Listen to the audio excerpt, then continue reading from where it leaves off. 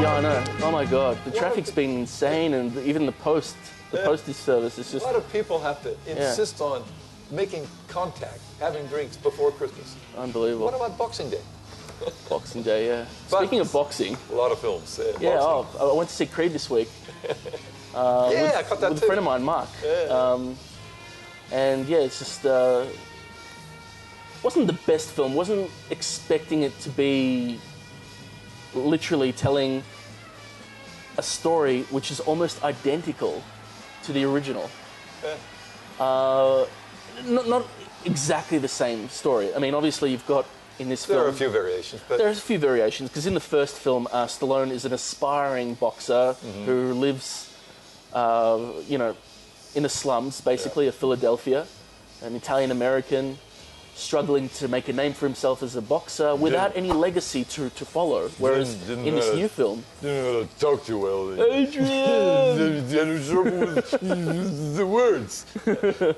Punch drunk already. But you know, earlier in Stallone's career, it was a lot easier to understand what he's saying. Yeah. Now it's just incomprehensible. They needed to add subtitles. I don't know if he was doing that on purpose in the film.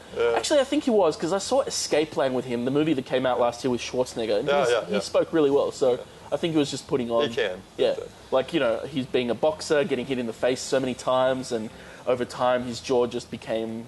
You expect maybe a sequel. You expect maybe to go in a different direction. Exactly. Develop. I mean, this is the 7th Rocky film. I know. It's exact remake. You're right. I mean, it was well done, though. I mean, some good acting. It's a story of, you remember, Apollo Creed's son, Adonis. And Adonis got his name from the Greek god of beauty and desire. And there's no mention of him in the first 5 movies at all. No. The 5th film was made in 1990. And by that stage, Apollo had already died, because in the 4th film, he fought against a Russian named Dolph Lundgren, who played I Must Break You. What's his name in that film? I don't know the name. Oh, I will break you. God. Just having a total mental blank right now. Russian machine. Yeah. What's his name? I need to know. Drago. Drago, they're right. Yep. Drago. Yep. Drago. Yeah, that was Dolph Lundgren's major break. That movie. And since then he became his own action star in his own right in the 1980s and dominated his own little following there. But Masters of the Universe. Oh, he's a lot of stuff, Red Scorpion. Yeah. Remember that one? He was cool. But, yeah, it was pretty cool. But I liked him in that movie. Young Adonis, he was a real, it was incredible, because they showed him as a young boy. He was always in fights, always, you know. He had a chip on his shoulder. And he even said in the film, he said, you know, every punch I've thrown has been on my own. Yeah. He didn't want to follow in the he didn't. His dad. He took the name Johnson. Fairly, he wanted to create his own name, but he was constantly in the shadow of his father. And I mean, he's known who his father was his entire life. Oh, yeah. But he wanted to do it on his own. Yeah. Like most sons, they don't want to live under the shadow. Yeah. And his mom took him on later on. He was an it wasn't illegitimate his mum. His real mum had died. His mum was actually a woman who's Apollo, played by Carl Weathers in the original series. His mother had an affair with him. Yeah. But Apollo Creed was actually married to another woman. Yeah, but this mother And that chased him. woman became his surrogate mother. Is that the right word? That would be adoptive mother. Similar, yeah. She picked him up when he was, 10 or 12 years old, and tried to get him a decent job. He always wanted to fight, always. Well, without that happening early on in his life, he wouldn't have had such a privileged education. And it was because he had that privileged upbringing ever since she took him out of that juvenile prison. It was because of that privileged life that one would question why he would want to get into boxing, because that's where the original film differed from the remake. The reboot, because I think that's where they're taking it now. Reboot's better. They're passing on the baton to him, and I think he's going to be... There'll be more. It'll start like a whole new series for him, I think. You know, Creed 1, Creed 2, Creed 3. I don't know if Stallone's going to be continuing. No, Stallone has said that, there will be others, and he would like to be involved. And so we'd as the like trainer, to as the advisor. Well, this is the first Rocky film where he hasn't actually fought. This is the first Rocky film he hasn't actually written. But I think what makes Creed less interesting than the original Rocky is that Stallone comes from the slums, and he had to fight his way through punching, meat, in those, what are they called, those meat lockers. He would use like the most makeshift preparatory gimmicks in order to prepare to fight Apollo Creed in the original film. He literally comes from the slums. He does, yeah. That's what made it interesting, an underdog overcoming societal expectations and overcoming all hurdles in his way to beat the world number one. But the new one, the one that's come from a privileged class, as you say, it was raised. But that's incredible. I mean, he was raised, the training, going to the inevitable training. It was such a formula. Training sequences where he's punching the meat. Exactly. That's where I think I was disappointed. It was following that formula in that respect. And in the new one, Creed, he's chasing chickens. Oh, you mean the original? The original, he's doing peeling. And the new one, he's chasing chickens. Does that remind you of another film? Wax on, wax off? Who directed the original? It was... John Avildsen. Yes. John Albertson. He directed Karate Kid as well. Yeah, that's right. Yeah, so it's a similar one. But, he did really great work. He did. And he won the Oscar for making the original.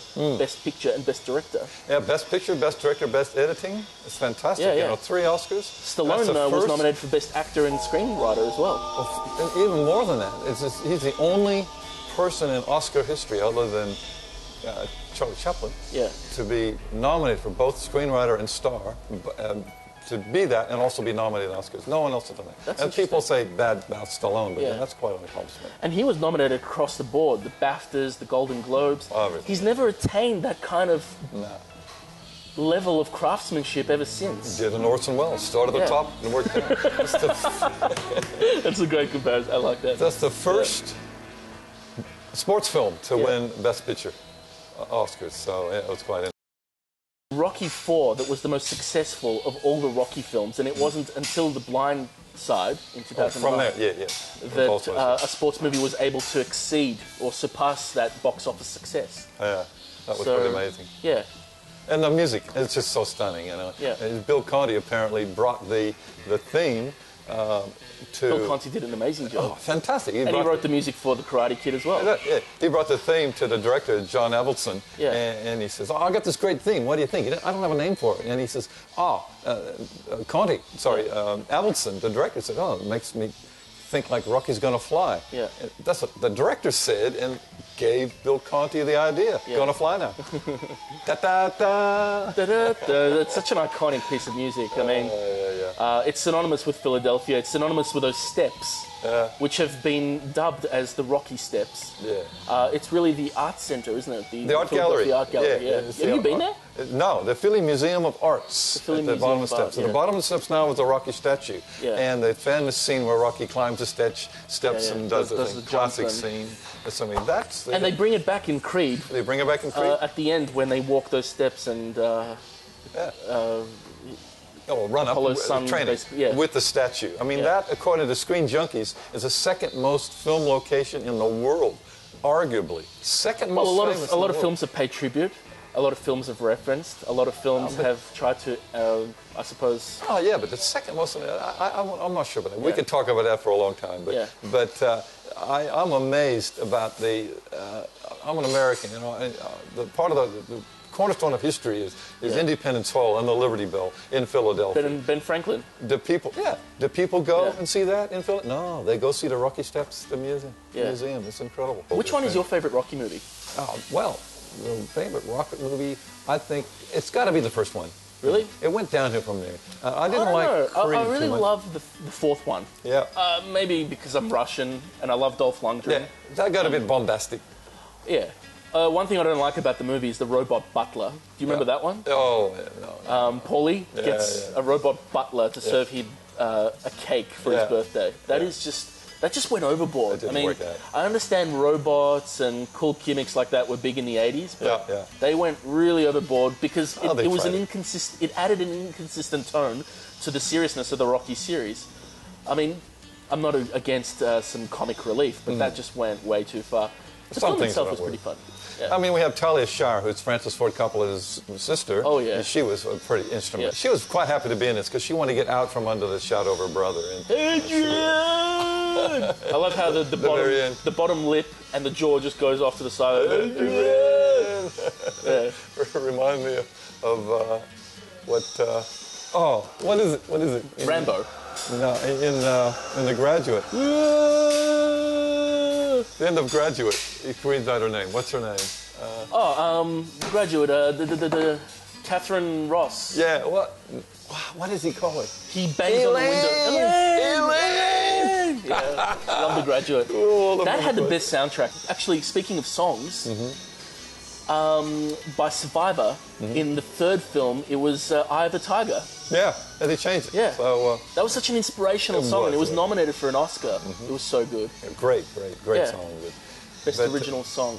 In Creed, I mean, Talia Shire was the love interest in Rocky One. Young Adonis, he had a girlfriend which was a local singer, and they had to have the romantic interest. She looked a bit like Janet Jackson, that actress. But why was she in it? What is she? Did she have anything here? Well, behind every great man, there's a greater woman. It didn't really come across in the film. It was superfluous. To me, she just didn't add anything. But she made him feel good, and that's the kind of support he needed. I think a boxer needs that kind of happiness in his life because, look, you have all these people throughout the movie who keep coming to him and saying, hey, you're in the shadow of your father. You're only in this because your father was so great. Yeah. Like that British boxer who he fights towards the end. He's constantly just, barraging him with insults about how he would be nothing without his father. And then that's why it's important to have that woman. That Tony Bellew, he's playing pretty Ricky Coleman. Yeah. Now, that's another thing. He was malevolent. He was an evil man. I got a lot of menace from that. I didn't get that. Kind of like what Apollo Creed did at the beginning, before we got to know Apollo Creed in more depth in the subsequent films. Yeah. Carl Weathers was pretty intimidating. He was always like, let's have a rematch. I'll beat your ass. I don't know if he was, actually. I got to see Carl Weathers, the actor, is a pretty nice guy. I didn't get the malevolence. I didn't get the fear from him. When Stallone started, apparently there's this rumor or urban legend going around that he sold his dog outside a liquor store. His dog called Butkus. Butkus, yeah. Who was a bull mastiff. A big dog. Bull mastiff, yeah. Big dog. Sold him for like $50 because he couldn't make ends meet. He was struggling. And him and his wife. He wanted to sell him. He was about ready to sell him. Oh, he sold him. He sold him. Oh, here we are. Here we go. Wow, thanks for that. Delicious. Beautiful. Thanks, sir. Thank you. Ketchup, sir? Ketchup. Merci beaucoup. Voila. Thanks for that. Yeah. I don't think it's enough for him. Oh, yeah. I think you need 2 of these, man. Yeah. I'm not sure. It might make it. Well, yes. What'll it be today? I think I'll keep it color coordinated. It's red. Now, hang on. Hang on. Okay, straw stands up. You may go. Does it meet international standards? I don't know about international. It meets my standards. Oh, yeah, thank you. Beautiful. Yeah, thanks very much. So I was telling you about how Rocky wrote the first Rocky film, and he insisted not only on selling his script, but also acting in the film.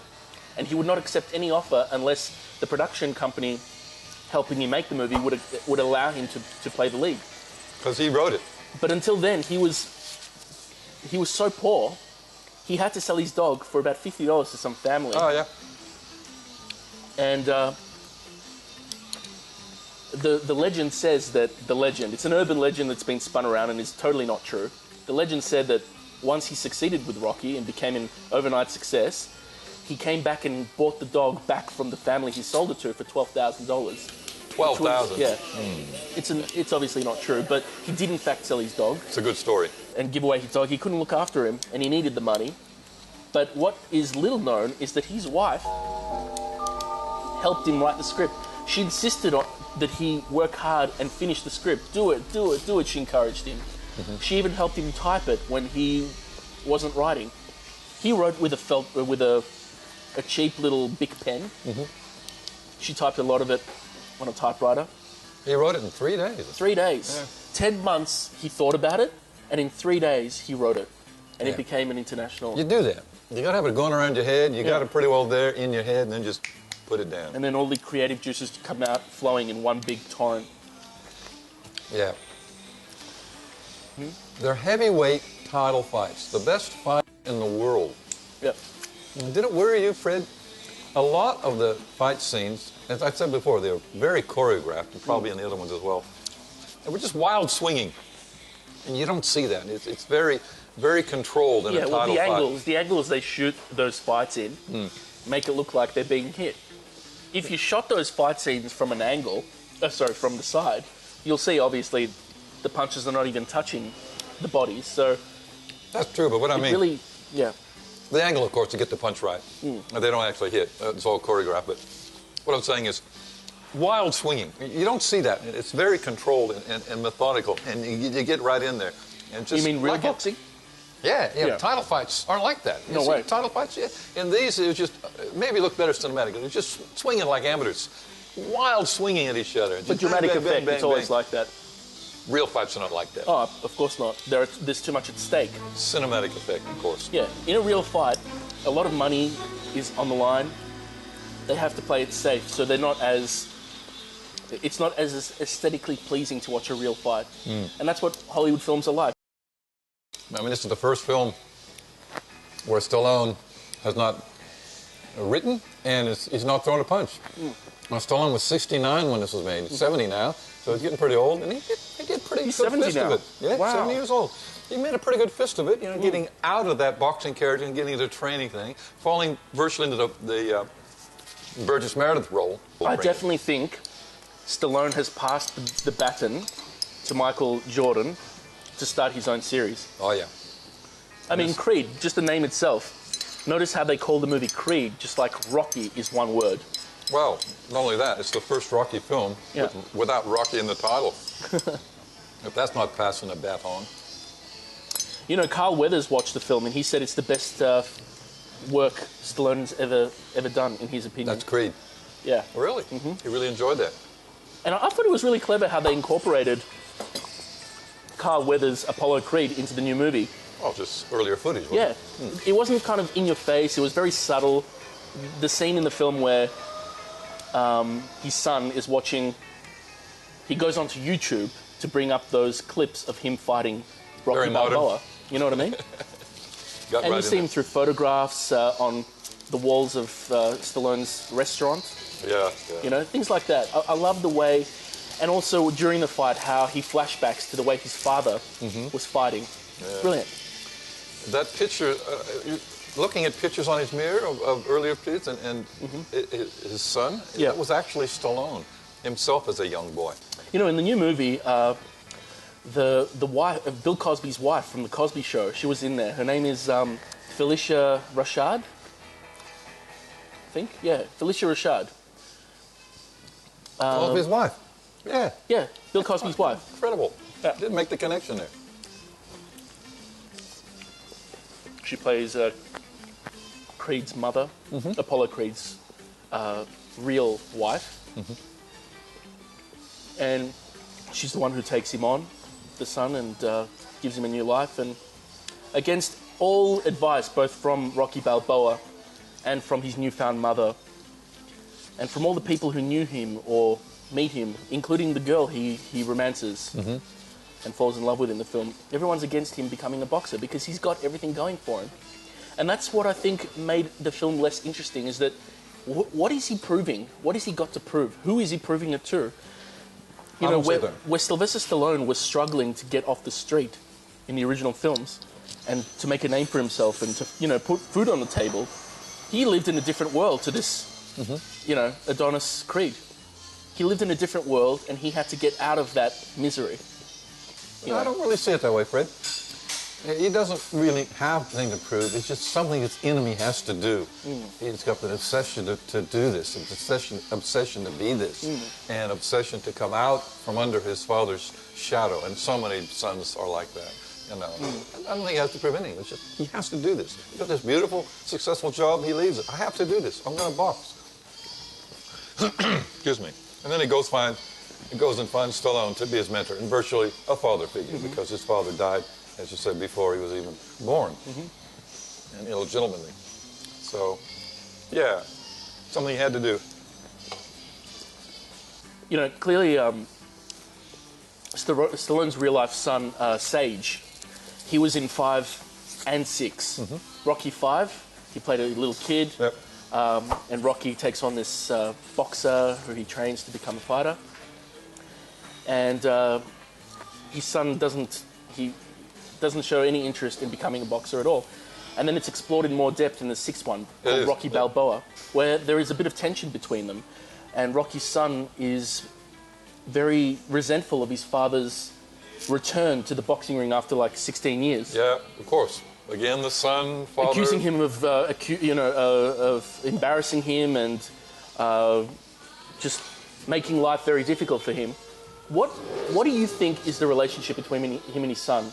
And do you think his son is right in his... Again, it's strained. You know, it's always been the theme. It's the same thing with Adonis and Apollo, the strained relationship with his own father. But why do you think his son is angry with him? Well, it often happens with children. You know, as I said, it happened with Adonis. He's angry with his father. But boxing is all Rocky knows. Yeah. But the son is just resentful to him because the way he was brought up, he sometimes didn't feel loved, didn't feel the attention came because it's what he loved. You love boxing more than me, sort of thing. And it's a universal theme, you know. Sons and fathers, daughters and mothers. You know, you're going to have tensions. But in this movie, Creed, the new one, his son isn't seen at all. In fact, he's moved to another city. They could develop him more in future films. Because in this film, they talk a lot about family and belonging to one another. Yeah. And I was thinking to myself, you know, Rocky is really miserable because Adonis is not his son, and yet he has adopted him as one. And Adonis him, father figure. Yeah. Exactly. Adonis has lost his father, Rocky has lost his son, and that way they connect. They do, exactly, yeah. It's too painful to reconnect with his own son, with Stallone's son in the film. And yet he finds because he had the connection with Apollo. And the connection with Apollo was very strong, and it hurt him a lot when he was killed in the ring. Yeah. And to help him out, you know, you remember in the film, he was totally out of boxing. He lived in his restaurant and he was just kicking back and doing nothing with the boxing scene until young Adonis comes and encourages and begs him and nags him to think, because they both developed a relationship. He became the father figure, and he said, well, he was going to train him again, and chasing chickens around. Wax on, wax off. By the way, did you see that film? I think it came out last year. It was with Stallone and Robert De Niro. It was a boxing movie. Did you see which one was that? Yeah, Grudge Match. It came out like a year ago. And the reason, obviously, why Stallone got De Niro to co-star with him was because De Niro did Raging Bull. Raging Bull, which is the greatest boxing movie ever made. In terms of realism and exploring the forces that shape a person behind the scenes. Yeah. You know, Rocky does explore behind the scenes quite a bit. Oh yeah. But in the real world, the mafia controls and has controlled so much of that industry. And what Martin Scorsese explored in that movie was just really terrifying. It was. How a boxer has no control over his life. Did you hear the reference that Stallone wrote Rocky 1? Did you hear the reference in the film to De Niro? That was incredible. I thought, oh my God, he's saying it's because, remember when Apollo comes in, rah, rah, rah, like Muhammad Ali in the thing, you know? I want you. And Rocky says, Is he talking to me? Is he talking to me? Oh, really? Hey,